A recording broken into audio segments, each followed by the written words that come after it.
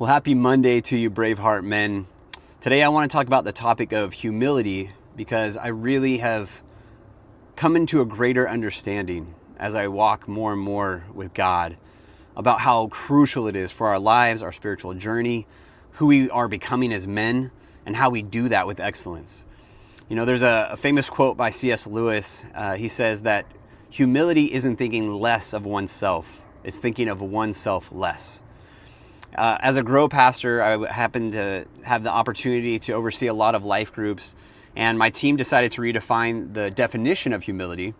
And what we arrived on was stepping into the fullness of who you are, no more, no less. Now that does two things. Typically when you think of pride or arrogance, it's the superiority of things. But thinking of yourself no more, no less also is a challenge to not think less of ourselves or to play small in what God has called us to do. You know, it's twofold. It's one, to not partner with arrogance, to not partner with, you know, the lofty dreams or plans that we have to create a level of superiority, to look down at others that maybe we think have dreams that are less than ours.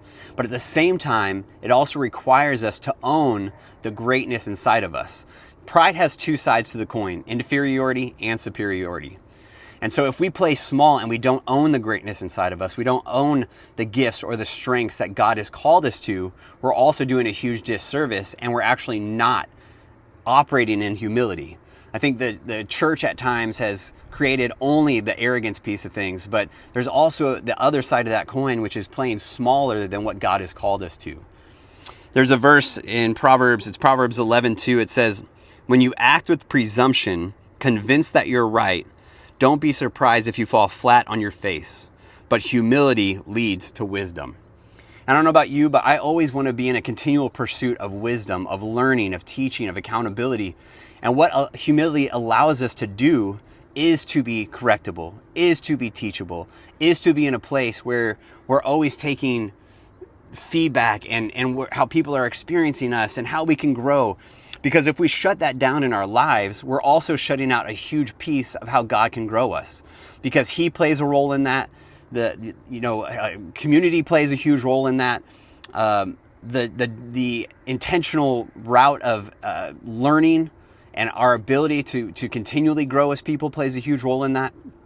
And so this piece of humility isn't just a piece of fruit to be attained or achieved. It's a continual pursuit with God.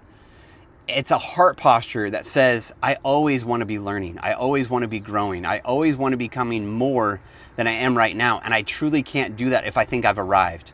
Or I truly can't do that if I think my voice or my opinion is absolutely right and everyone else is wrong.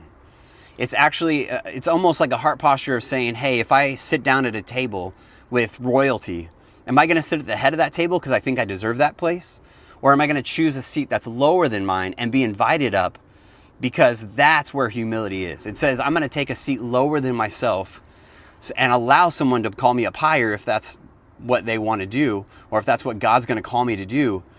But it's allowing myself to be in a place of, am I teachable? Am I correctable? Am I choosing to be self-aware enough to realize where I'm wrong, or where I can get it right moving forward? Can I own my mistakes? Can I be self-aware? Self-awareness and humility are the only ways that we can do that. The other thing I would say about humility is, if you're finding yourself in a tough season or a tough place, humility is one of the quickest ways to accelerate that season.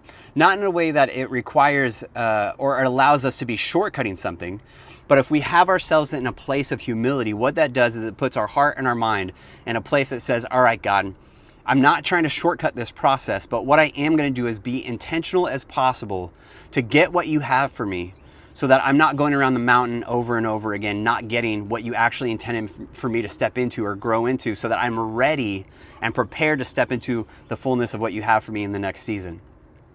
So that's what humility does. It accelerates the process, not by shortcutting it, but being so intentional by beelining and being focused on what God has for us to get in this season. It's the fastest way for us to be assured that we will be prepared for the fullness of the more that God has for us to step into. So I say all that to say, you know, I think about biblical characters that I can draw that inspiration from, or those examples from. King David was humble. Joshua was humble. It's actually what allowed him to lead God's people into the promised land. I think of Saul as he transitioned to Paul, the Apostle Paul in the New Testament. It was that humility that allowed Paul to become one of the greatest mouthpieces for God in the history of humanity. And all of these things are possible, and they have one linear commonality in the way I see it, and what God's shown me is humility. It's humility. Will we humble ourselves before the Lord? Will we allow others to correct us, to teach us? Will we allow God to correct us and teach us? Because if we can have that heart posture and that mindset that God, this season might be hard, it might be difficult, but I know you're doing a work and you have my yes in this. It will grow us. It will accelerate us in the season that we're in. It will define us. It will mature us. It will deepen us to prepare us for what's next. So the question that I have for us is this: how well do I receive feedback, correction, or allow myself to be taught?